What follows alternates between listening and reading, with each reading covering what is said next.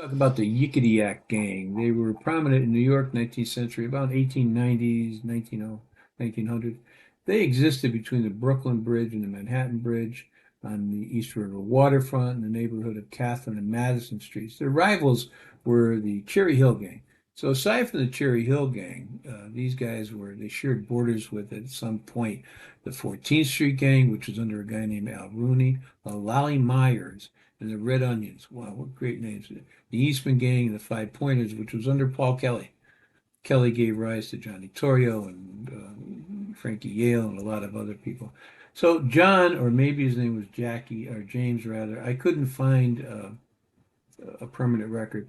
So John or James, Yakety Yak Brady, he was the founder and leader of the Yakety Yaks. He stood 5 feet tall. He had trained as a jockey.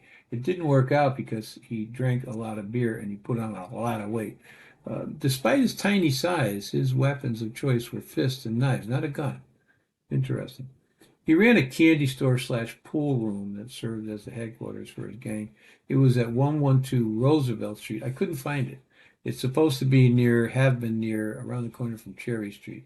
I looked on maps, I couldn't find it. There's Roosevelt Avenue, but not street that I could find. Anyway, Brady was born in what had been an Irish enclave of Cherry Hill. They called it the Gap.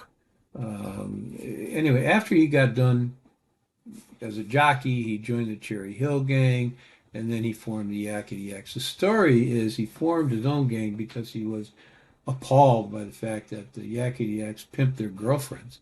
Not that the lady members of the Yakety Yakes later on, what they call the auxiliaries, were gentle souls either. They were known as muggers. Their specialty was to mug sailors. Jeez. Anyway, he carved out a criminal empire around Cherry Street. Brady was arrested dozens of times. He was in all sorts of them, usually for violent assaults. He became the most feared man in that part of Brooklyn. One story had it that when a longshoreman pressed charges against Brady, he went to court, that the dock worker later hanged himself because he had to walk on the streets now and face Brady's retribution. Under his leadership, the Yakety Yaks they successfully fought off attempts by the Eastman and the Five Points gang. I forgot to mention this. The reason they were called the Yakety Yaks is that he worked at a German bar in New York, and they couldn't pronounce Jack. He was called Jack Brady. So he began Yakety Yak.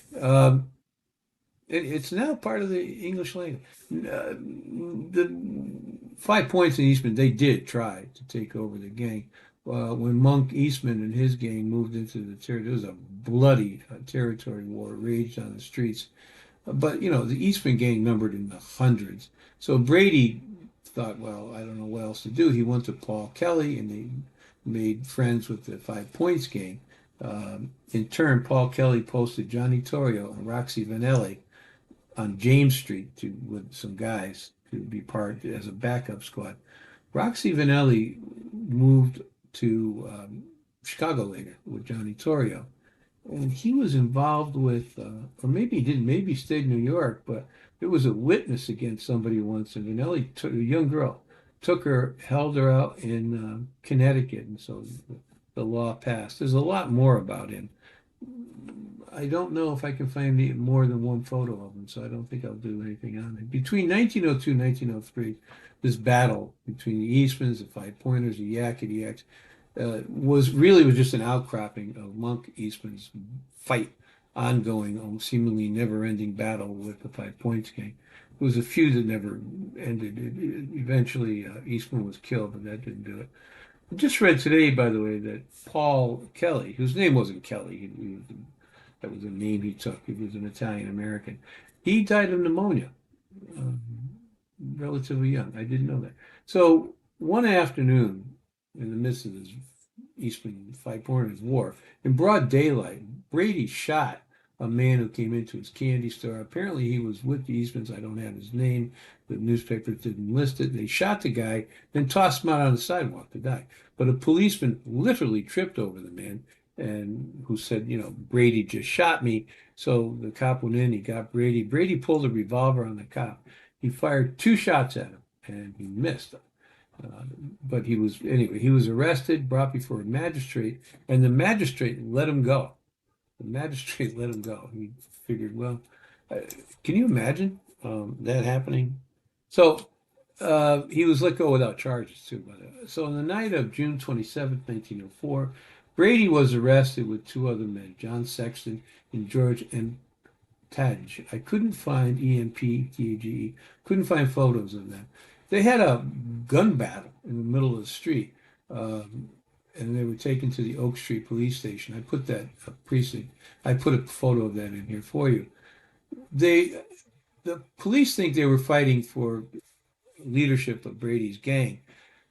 Apparently, Brady and Sexton were walking down Roosevelt Street when they came across Taj, who drew a pistol and he fired at them, and they returned fire. And this was a huge shootout, and this massive crowd came to watch these guys shooting it out on the streets. But officers at the nearby Oak Street precinct, they heard this. A Captain Finelli grabbed a bunch of guys and they ran down to break it up. By the time they arrived, it was all over. And the newspapers wrote that it was only by the free use of their clubs that the police were able to make their way through the crowd and arrest these guys. They chased them down through the streets. He had a call for a backup for Captain Finelli to disperse the crowds who turned on the cops once they arrested these guys.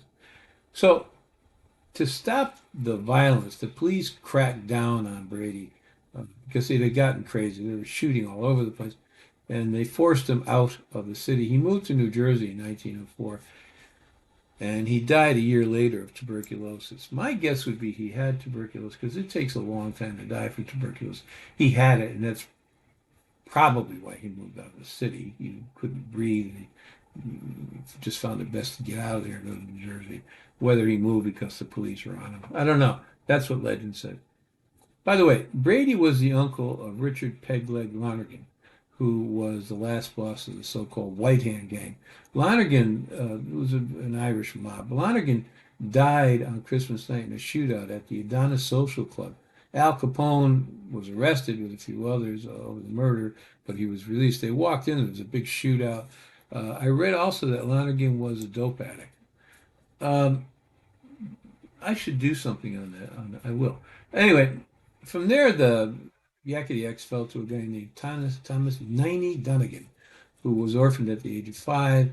The name came from the fact that he lost both his left eye and one finger on his left hand in a fight, a knife fight. The Yakey Yak leader, they taught him, he came into the Yakey Yaks early, and they taught him how to steal at an early age. Dunigan's first brush with the law was when he was 12 years old. He was caught stealing old barrels near the Fulton Fish Market, the famous Fulton Fish Market, and then reselling them to peddlers.